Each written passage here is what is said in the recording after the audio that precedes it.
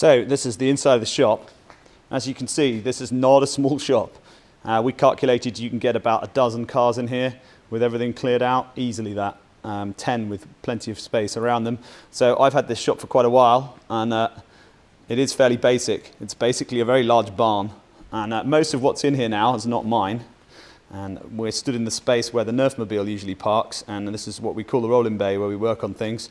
We've got a portable 2-point lift that we can borrow when we want to lift stuff up, and we've got this nice big high roof height here, which is really handy because you can get a bus up, you can lift it up 3 meters off the ground if you really want to, and have plenty of room over your head.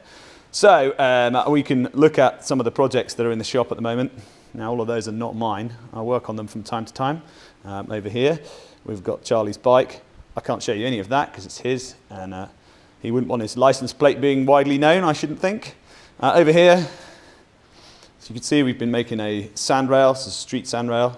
This is a hand-welded frame, and this has all been constructed by a local fabricator, and that's all in high-grade chromoly steel tubing, and then bucket seats, and loads of other cool stuff. And I haven't had any spannering on that. I've done absolutely nothing on it at all.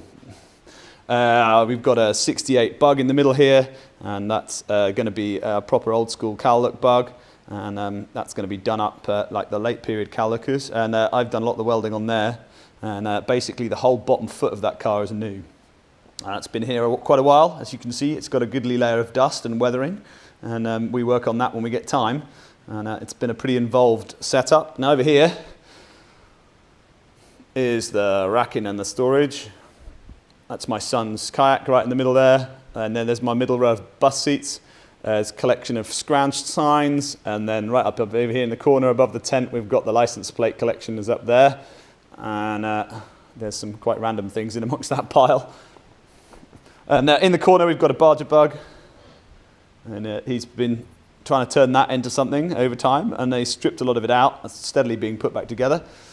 And then there's just storage over here. Now the tools part of the shed, and this is the messy bit.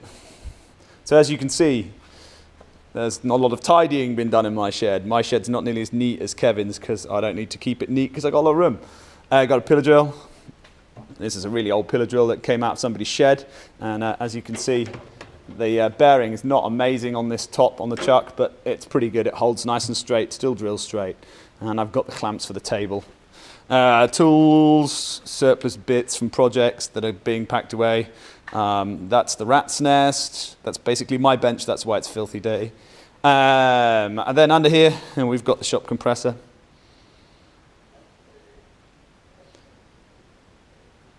And that's the one that powers all of our airlines and stuff.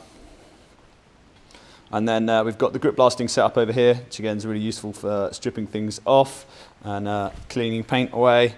And you put your arms in there, and then the compressed air goes in. You've got a window in the top, and that allows you to go and do everything. Essential item for UK winter, a small crappy gas fire that came from a skip, and then we serviced the burner and got a bottle for it, and that creates the only patch of warmth in winter in the shed.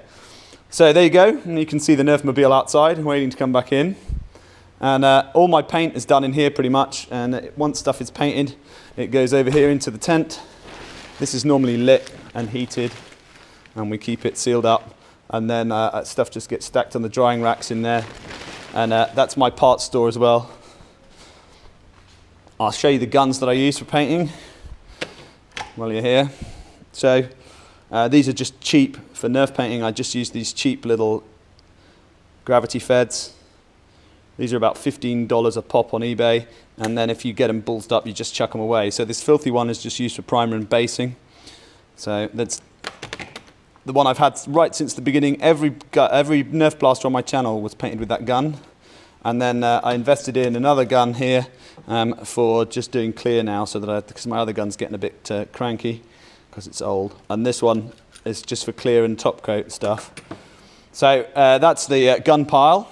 And then I've got a couple of other larger guns for doing car stuff.